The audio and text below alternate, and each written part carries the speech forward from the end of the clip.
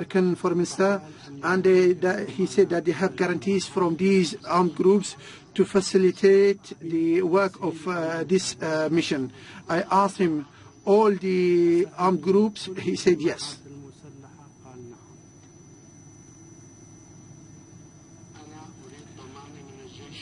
I wanted guarantees from the Syrian forces, and I gave this guarantee to the Ms. Kane. They said they wanted to start on Monday, and I said to them, we don't have any problems with that. Where do you want to start? They said they wanted to start in al-Moallem. I said, welcome, you are welcome to go there. Yesterday, they went to Moallem, and they went to the area under the control of the Syrian army without any bother. And they wanted to, when they wanted to go to the area which is still under the control of the armed men, they met with fire by snipers, and a car was hit. So they had to go back. They had to go back to the area which is under the control of the Syrian forces. They wanted for the ceasefire to extend to 1 hour, and I said to them, no problem. Then they went to Moallem, in Moallem, the other part of Moallem, and they remained there for 3 hours. They came back.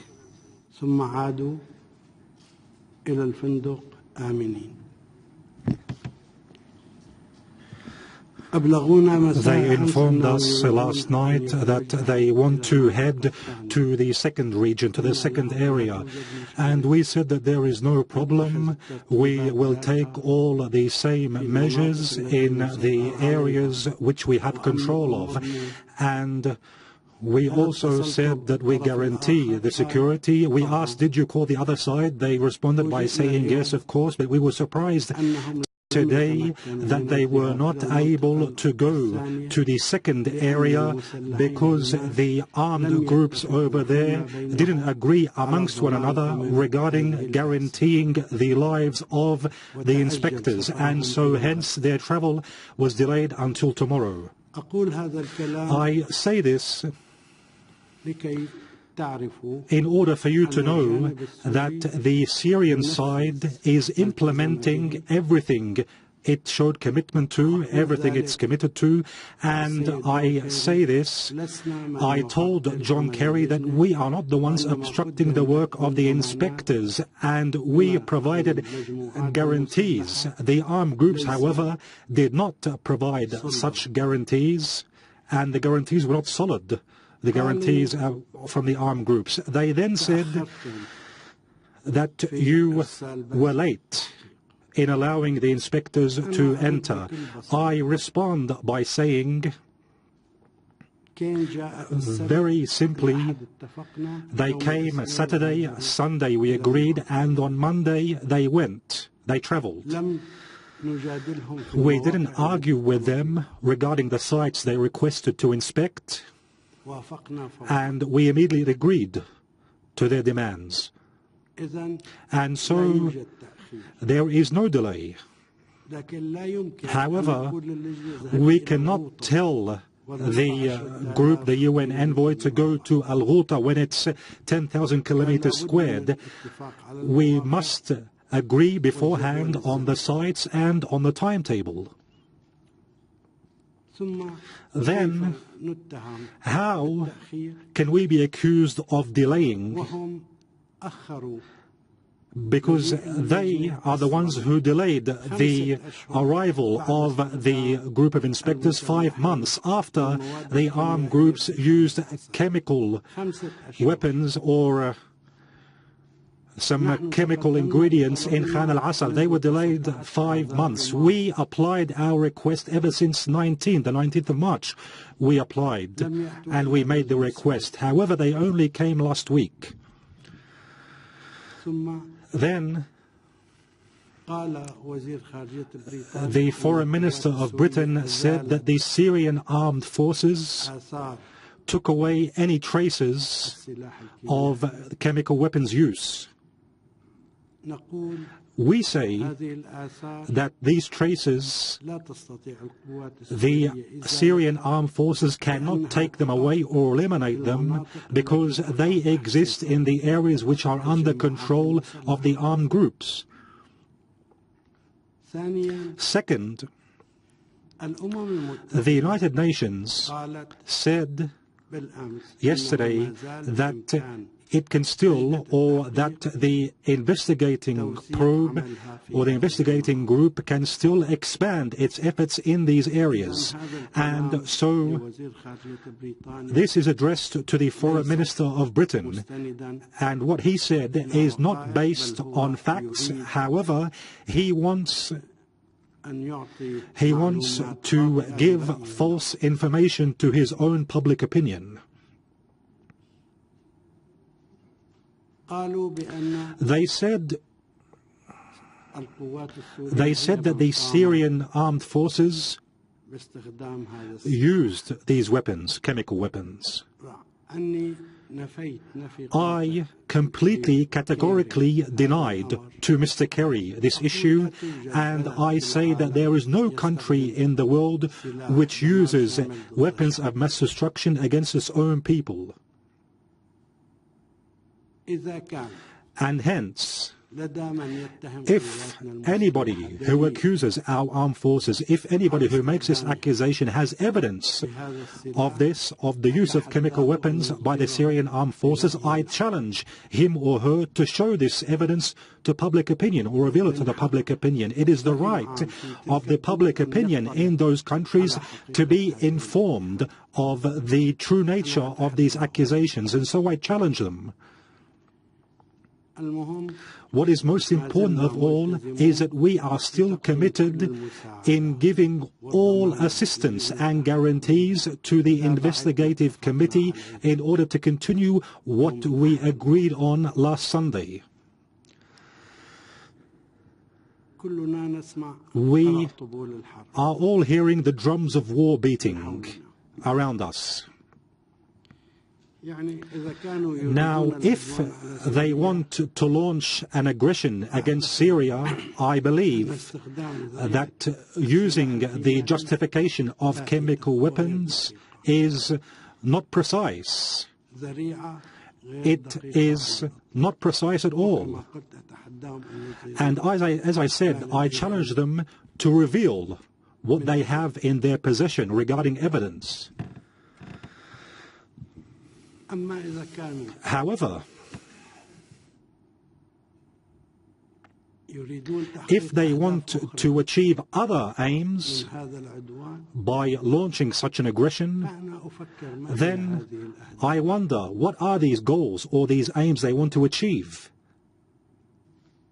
The only logical response is, what are their aims from this military campaign? If their aim is to have a moral effect to harm the morale of our people, then I believe they would be mistaken. Cohesion amongst the Syrian Arab people and its armed forces and its leadership, this cohesion is what enabled us to persevere throughout this campaign or throughout this crisis. During this crisis, we have been confronting the world, the armed groups who come from the borders or via the borders from Turkey. They come from 83 different countries. They come from most of the Arab countries except for Djibouti. And what I'm saying is documented.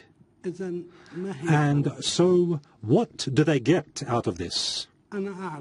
I know that anything which takes place in this region must serve the interests of Israel. And hence, such a military campaign or aggression must first and foremost serve the interests of Israel. Second of all, it would undoubtedly serve the military efforts which al-Nusra is exerting. Al-Nusra, of course, is tied with al-Qaeda, this group in Syria. And so the United States of America and its allies are exerting war efforts against Syria in order to serve Israel first and foremost, and maybe they are proud of this. However, also in order to serve al-Nusra in Syria second of all. And if they believe that this military strike which they are planning for, if they believe that this would have an effect or an impact on the military efforts which are going on right now, the military efforts in Ghouta, I assure you that such a military strike won't have any effect on our military efforts. It won't have any effect on what our heroic armed forces will achieve. Achievements in Ghouta. Of course, our campaign in Ghouta had two aims. First of all, a preemptive strike against their plans regarding invading the city of Damascus, and the second aim of the Ghouta military campaign of the Syrian army was to prevent any harm being done to the inhabitants of the suburbs of Damascus. Any harm being done because of the shells which sometimes fall in Germana and sometimes fall in the Kursa suburb and sometimes fall in other areas in Damascus. We want to reassure the inhabitants of Damascus that the aim of our military efforts is to provide their safety, to guarantee their safety, and so hence the military efforts, our military efforts, won't stop. If they want to put a limit to the victories of our armed forces, then they are dreaming. And so what do they want from this strike? Do they believe that this strike would achieve breaking the ties between the army, people and the leadership? I assure you, in that perspective, they are also mistaken. They said that the White House hasn't made a decision yet. And the reason for my press conference is to show the American public opinion that what is being promoted by the officials of the American administration about the use of chemical weapons is a lie. It's a complete lie. And indeed, we cooperated with the investigative committee with full transparency. We were committed to this cooperation in order to reach the truth.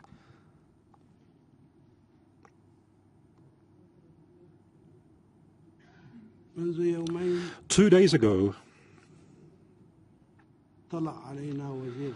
the Foreign Minister of Turkey made a statement whereby he said that Turkey would be part of the alliance which would wage a war on Syria, whether it be by the Security Council or outside the Security Council.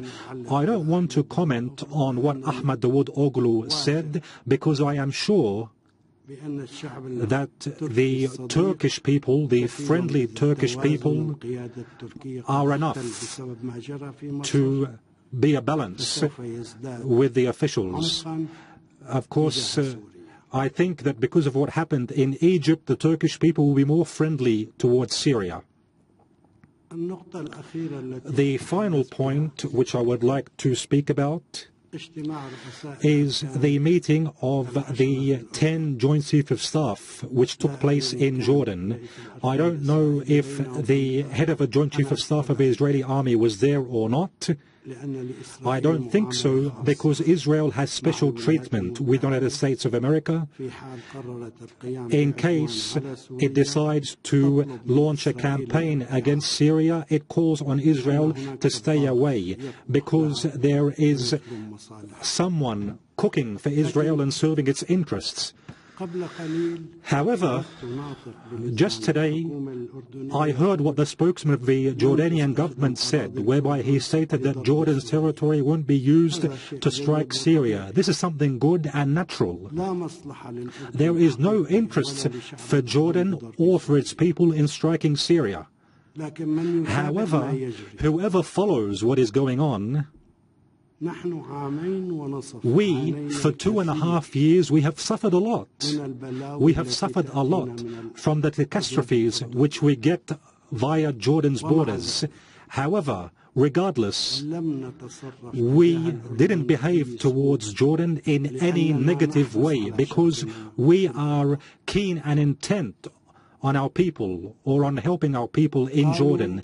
They said that we want to send or we want to bring Patriot missiles. We laughed. Patriot missiles against who?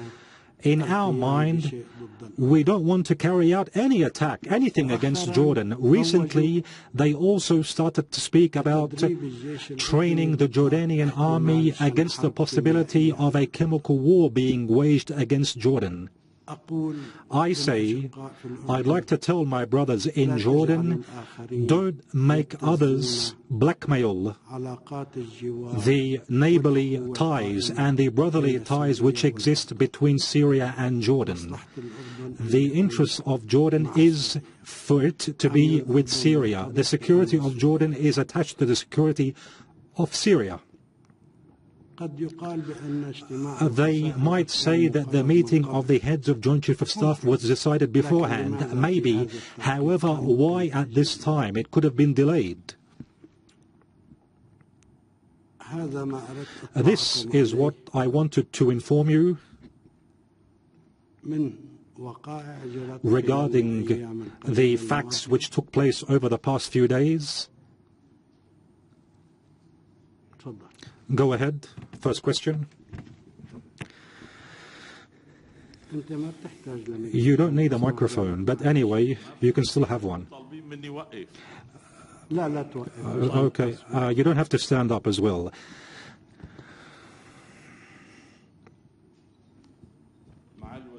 Mr. Minister Walid al-Moallem, you said that you contacted, or there was a contact between you and John Kerry after many years of broken ties, and it was a friendly call for 10 minutes between you and John Kerry. However, today the Russian-American meeting, which was supposed to take place in The Hague, was cancelled. Does this mean that the Americans have now taken the decision of launching military action against Syria? And where are the Russians when it comes to what is going on, and where are the Iranians when it comes to the Joint Defense Pact? This is a question which includes four questions. Once again, the journalist repeats, you're saying it was a friendly dialogue, although it only lasted for 10 minutes. First of all, when it comes to cancelling the Russian-American meeting in The Hague, we said from the beginning that we are doubtful when it comes to American intentions towards the Geneva Conference. And we said time and again, we told our friends in Russia time and again that we are confident, we trust you, but we don't trust the United States. The United States doesn't want a political solution via the Geneva Conference, and the reason is very simple, because Israel doesn't want a political solution. Israel wants a continuation of the violence and terrorism, and so does the United States. So all of these steps about delaying or cancelling, all of this shows that the United States of America doesn't want a political solution, and this was our evaluation from the beginning. With respect to the Russian stance, I would like to remind you that the Syrian-Russian ties are historic ties, and they go back decades, and they are still continuing until today. The cooperation on the political level is almost on a daily basis, by phone calls or via meetings, diplomatic meetings. Second of all, the backbone of our armed forces is based on the contracts which we sign with previously the USSR and now the Russian Federation. And there are commitments from both sides to implement these contracts. So Russia is part of our perseverance. Number three, our economic relations are good, and there are many different projects which our Russian friends are carrying out in Syria. So there should be no doubts when it comes to Russian-Syrian ties. Another question about comments made by Sergei Lavrov yesterday, however, the reporter without the microphone. What do you expect from the Russian foreign ministers to say on such an occasion? Do we have an interest for the World War to come to our territories? I assure you that our ties with the Russian Federation are solid ties in all different arenas. Don't forget that Russia and China, for the first time in history, they are behaving by using their veto in the Security Council. They prevented Western intentions from repeating what happened in Libya. With respect to Iran, we have complete coordination with our brothers in Tehran and also in all different areas. What else did you ask? Again, the military strike, if it happens, what about the Joint Defense Pact between Iran and Syria? First of all, there is no such pact between Iran and Syria. This is something only said in the media. However, I say, and the brothers in Tehran know this, I say that what is going on in Syria and what is going on in Iraq is an implementation of a policy which has been drawn up ever since 2009 in order, in the end, to target Tehran. And so we and Tehran together, we are in the same category, in the same hole, if we can say. Mr. Minister Wafa Shabuni from Al-Akhbariyya Al-Suriya, you spoke about a military strike which could possibly be launched, a possible American strike against Syria. However, you didn't speak about the Syrian response to such a strike, especially as Mr. Khalaf al-Maftah, the assistant or the assistant information minister, said the Syrian response would be strategic. Can you speak to us about the meaning of such a strategic response far away from diplomacy, especially because you are certain when it comes to the Russian-Iranian stance? Do you want me to comment on what Khalaf al-Maftah said? No. First of all, I didn't say that it was certain that there would be a strike. I didn't say that.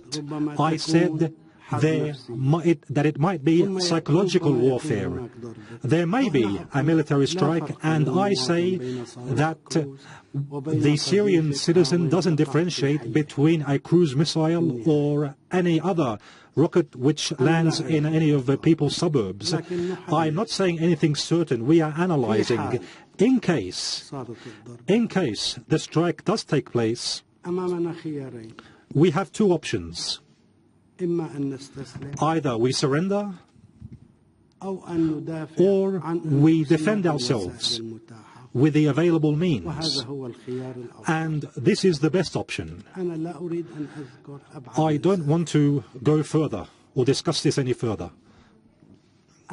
Question was inaudible. However, the response is that we will defend ourselves with the available means. point. That's it.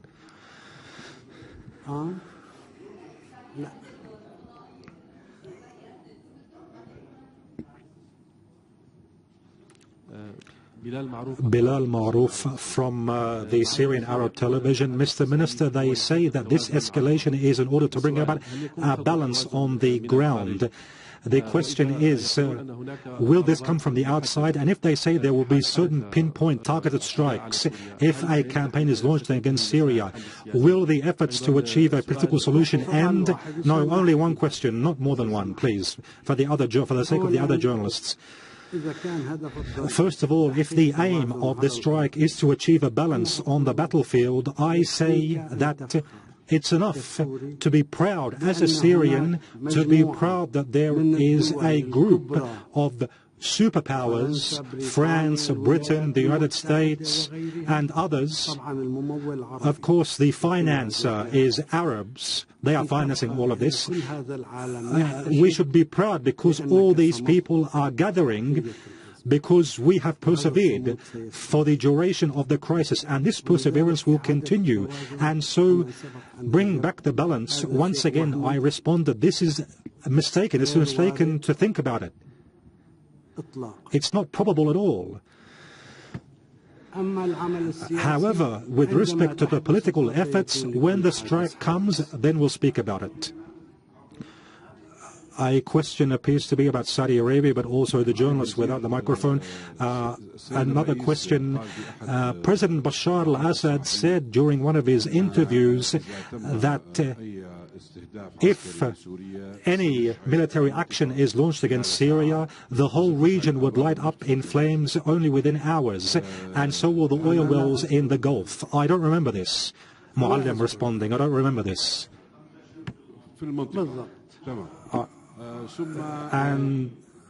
And I would also like to ask about the role of the Arab League now in striking Syria. Possible strikes from the outside. Syria is part of the Arab League, and it is a country which played a part in finding the Arab League or establishing the Arab League. It's true that its membership was suspended for different reasons. You, as a respected journalist, and I appreciate you very much, I find it strange that you ask about something called the Arab League. I find that strange. So for that reason, I won't answer this question. I don't see that the Arab League even exists. Yeah, I'll come to you. Mr. Minister Hisham Wannous from Latin American television. The UN committee, investigative committee, is still in Syria, and it will continue with its efforts for 14 days, as was agreed. When will the results of the investigation be revealed, despite the fact that we know that the US and its allies will not wait for these results, and they have begun to threaten and accuse the Syrian government of using chemical weapons? First of all, when will it present its report? That's for the committee to answer. We don't intervene in this. And second of all, for the US and its allies to behave preemptively. Yesterday, Mr. John Kerry said that this committee doesn't decide who used the chemical weapons. We are not the ones who decided what the mandate of the committee was. The US and its allies in the Security Council, correct me, Faisal, if I'm mistaken, they decided what the mandate of the investigative committee would be. And they demanded from the committee not to specify who used the chemical weapons. This is something strange. We are living in an era which is very close to the era of the jungle, or the law of the jungle. They speak with us about the international law, and they're afraid of it. They speak about the UN Charter, but they breach it. They speak about the UN Security Council resolutions, but they are the first to breach them. And so, this is reality. Mr. Minister, give someone from the back rows Mr. Minister Rania Zannoun from al-Akhbariyya Syria, with respect to Jordan, you always, or the Syrian Foreign Ministry always speaks about good ties with Jordan, although the Jordanian role is very clear when it comes to financing and training the armed groups and sending them to Syria. Realistically today, with respect to this, especially as the reports have said that Jordan would be another arena for launching a war on Syria after Turkey, how is this evaluated from your perspective? And another question, if you allow me, with respect to the investigative committee, if it doesn't decide who used chemical weapons, what's the benefit of this committee remaining on Syrian territory?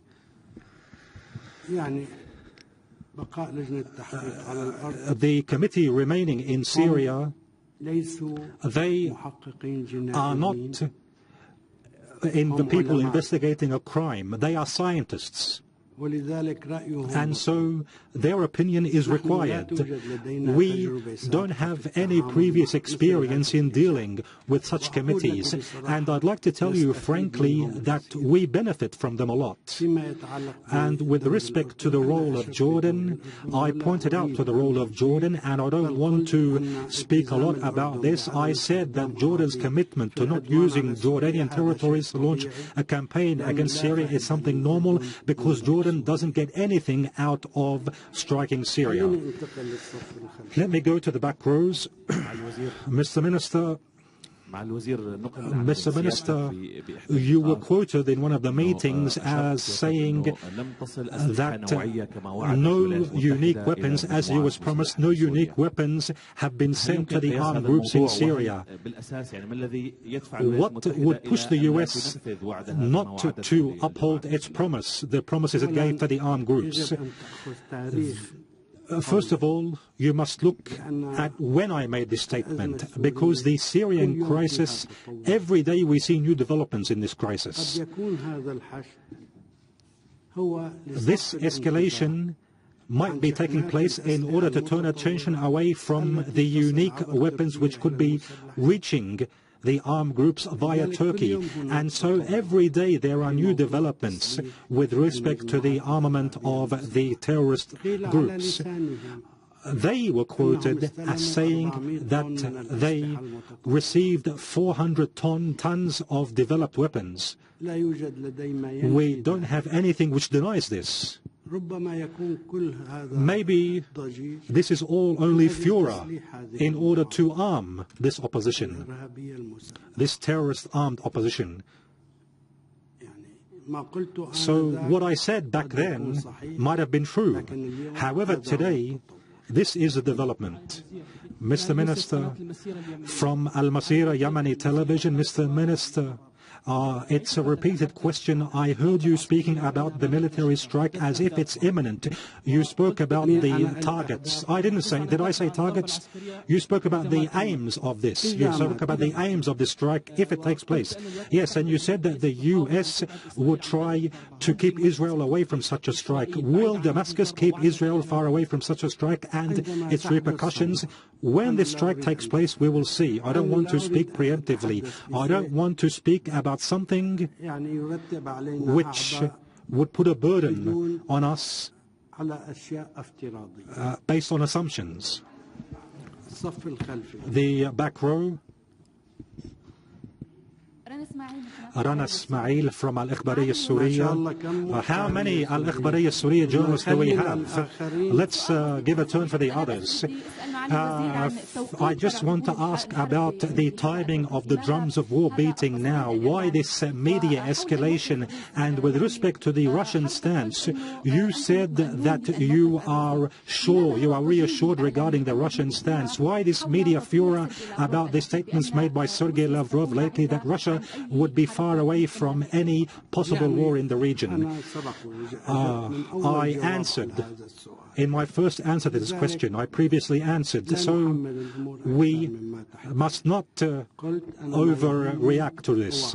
What concerns me is our strategic ties with the Russian Federation, politically, economically, and militarily. And we are very comfortable with the development, the enhancement of these ties. Mr. Minister, yes, in the second row, your turn is finished.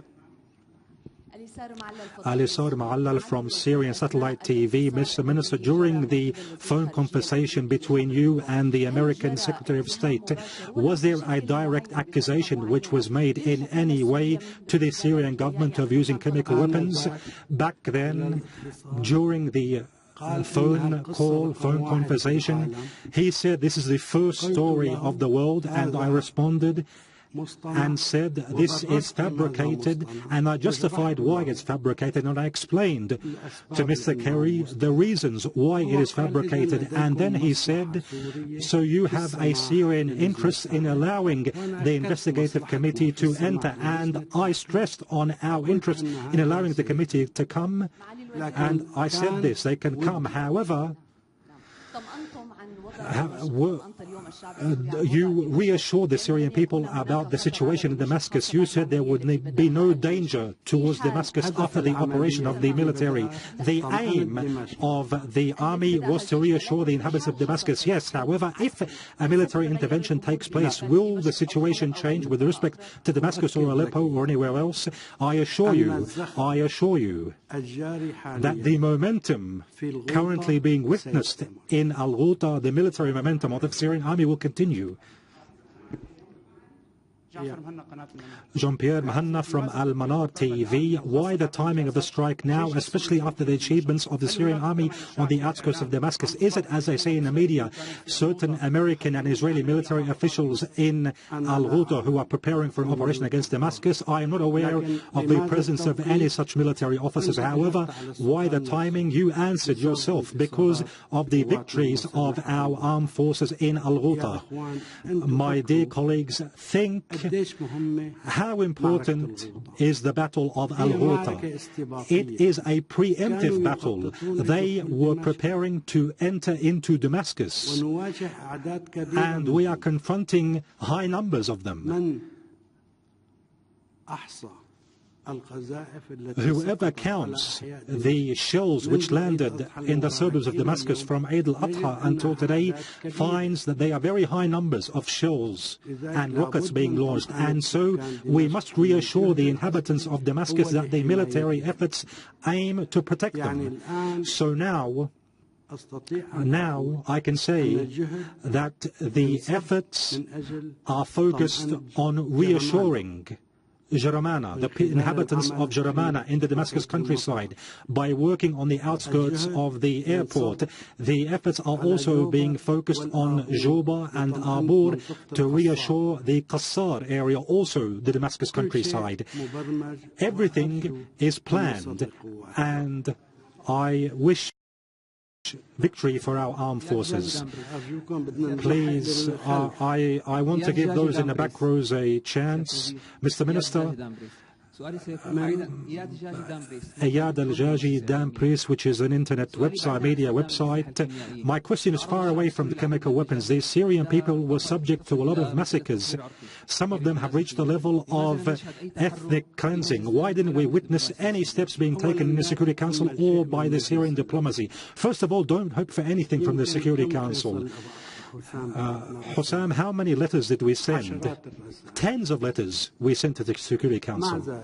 Irrespective or regardless, currently we are legally documenting the massacres which were committed in the countryside of Latakia. And yesterday we called the mayor of Latakia in order for him to provide us very clearly and technically with the results of the investigations which have taken place regarding the massacres. We will not be silent, and when we receive all the information, we will distribute it to the public.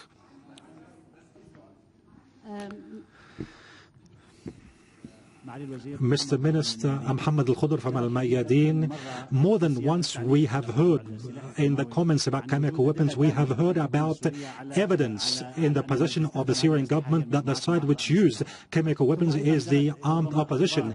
And also we have also heard that the Russians were speaking about images taken from satellite which prove that the armed opposition used chemical weapons. Why isn't this used within the framework or in light of the campaign against Damascus? I'd like to remind you regarding what took place in Khan al-Asal. On the 19th of March, we requested from the investigative committee to come in order to investigate in the armed groups using chemical ingredients. The investigative committee didn't come because of the French and British obstruction, and the committee arrived 5 months late. What happened during those 5 months?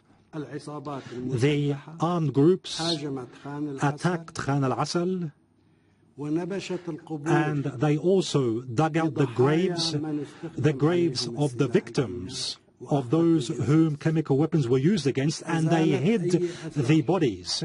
So they took away any traces which could be looked at, any traces which we could use. I say we have evidence, and this evidence will be revealed at the appropriate time, especially in Ghouta. Mr. Minister Huda al-Aboud from Al-Ra'i al-Syria channel, how do you describe to us what is going on now, the Saudi support for what is going on in Egypt, and shall we witness the entrance of the Wahhabis into Egypt, and is what is going on in Syria similar to what happened in Afghanistan? Is the Syrian scenario, the Afghani scenario, is it the same? Well, from the perspective of the US, without any doubt, there is no educational analysis which can be applied to the Saudi role, frankly. And this was something we found very strange. Many others found it very strange, this Saudi stance. Why do they support what happened in Egypt against the Muslim Brotherhood, this terrorist organization, while they support the terrorists in Syria? There is no convincing response for the Saudis, except that they are now sending more weapons and money in order to help the terrorists in Syria. There is no other explanation.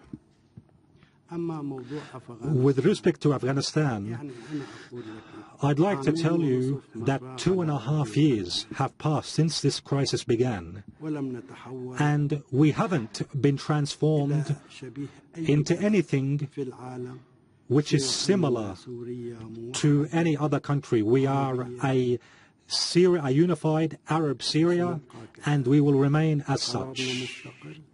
Our decision is independent, and it will remain so.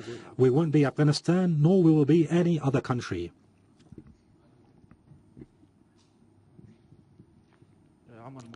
Omar Muqdad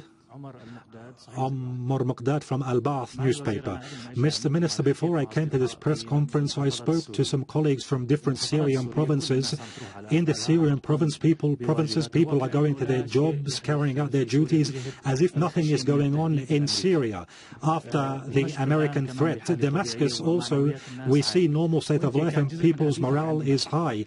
And part of what you said was about Damascus. My question to you is, what is your message to the Syrians in general? You reassured the people of Damascus, but I want you to speak and address the Syrians in general regarding the US threats against Syria. It's an important question, actually. First of all, I spoke about Damascus because of the battles being waged in Ghouta. And I say that Syrian people love life. And we must be committed, we must hold on to our love of life.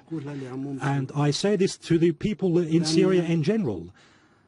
And second of all, the one which will prevent the conspiracy and the campaign, what will prevent this is the cohesion between the leadership, army and the people. It must not only continue, it must be stronger, this cohesion between the leadership, army and people, because those who are planning for an aggression against Syria want to break this cohesion. Number three, Syria is not an easy target. We have the means to defend ourselves, and we will surprise the others with our means. Thank you. We must believe in victory.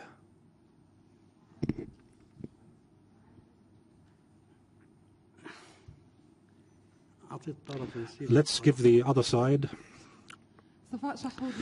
Safa Shahoud from the Syrian channel #1. So don't we have any other journalists, correspondents? Please, if you allow me. If the United States of America and its Arab allies go ahead and launch a military strike on Syria, will there be a Syrian response which targets the U.S. military bases in the Arab countries? And will Syria strike the Arab bases which will participate in such a campaign against Syria? I said that if we are subject to an aggression, we have two options, either to surrender or to defend ourselves with the available options, with all the available means. And I will not specify. So this is my response.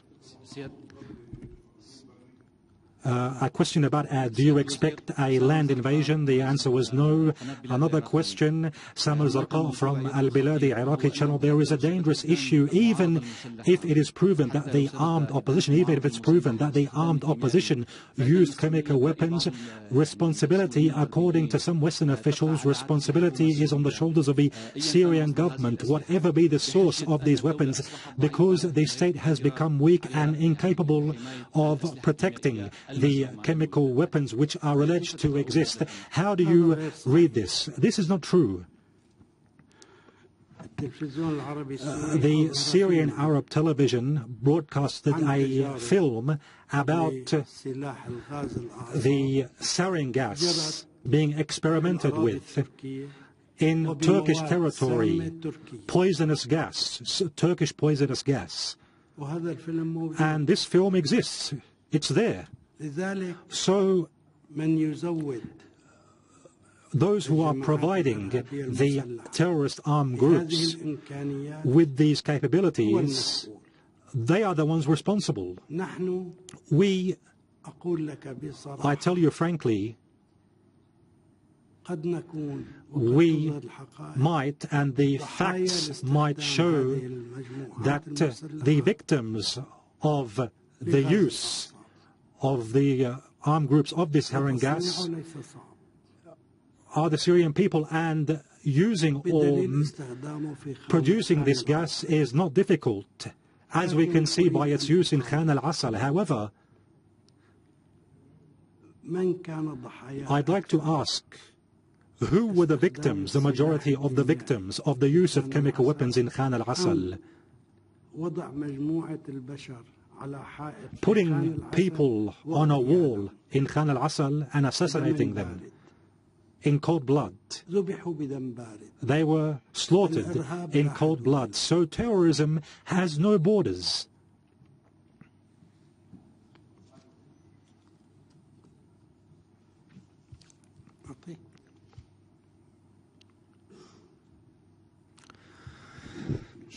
Thank you very much, Mr. Minister. Haytham Dagher from Wall Street Journal. I would like to ask you, first of all, regarding the previous agreement signed between the Syrian government and the UN inspectors. They are not inspectors, they are an investigative committee. Okay, investigative committee. They visited 3 sites in Syria, including Khan al-Asal. The agreement specified this. The other sites, were they in al-Ghouta, in Damascus, which they intended to visit? And you also spoke about a plan to invade Damascus, for the armed groups to invade Damascus. Was this plan on Wednesday, when we saw these allegations about chemical weapons being used? First of all, it wasn't on Wednesday. On Wednesday, the preemptive strike was launched. It was launched by our armed forces. And because of this preemptive strike, all of this was revealed. All of this was shown on the internet. In Khan al-Asal, the committee carried out its investigation in Khan al-Asal. After 5 months since the Syrians filed the complaint, and it found that there was no need to travel to Khan al-Asal, it only requested the evidence to be sent to Damascus, and that is what took place. The sites in al-Ghouta, the 4 sites, they are new sites. We agreed about searching or visiting these sites last Sunday. It's not part of the previous agreement. A question without the microphone, however, which is inaudible. I don't know. Maybe you can ask this question to the investigative committee. We are not monitoring what they do. We provide the committee with security. We give them security guarantees and provide them with what they request. We are not monitoring their activity. They are sovereign, they are independent in the investigation which they carry out.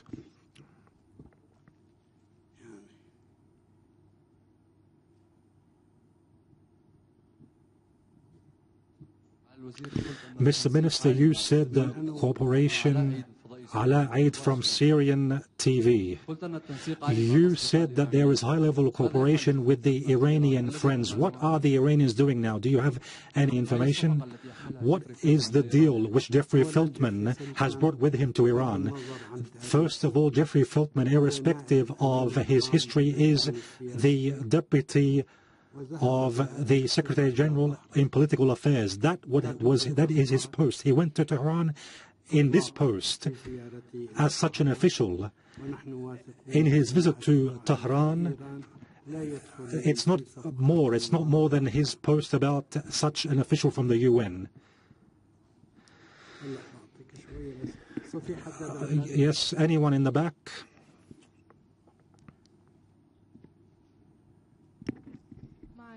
Mr. Minister Sana Ali from Electronic Media, with respect to the work of the investigative committee regarding the chemical weapons, the Syrian Foreign Ministry doesn't have any information if this investigative committee has called the Turkish side to get to know any information about the terrorist prisoners whom Turkey previously released and their use of chemical weapons in Syrian territory. Another question, no, please. They published on the Anadolu Turkish news agency, they published that 12 terrorists from al-Nusra were arrested and in possession of chemical ingredients. Then they hid this news, the Turks. We, as I said, they are independent in their investigation and in their behavior, in what they do.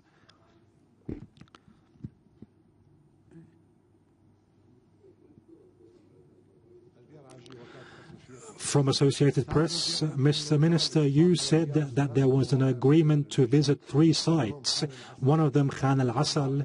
Can we know the other 2 sites? First of all, we spoke so much about Khan al-Asal and some black rooms or operation rooms in Turkey requested from the armed groups to go and eliminate the traces in Khan al-Asal. So I'm not allowed to speak about the other 2 sites for security purposes, as the Turks might also call on the armed groups to intervene there as well.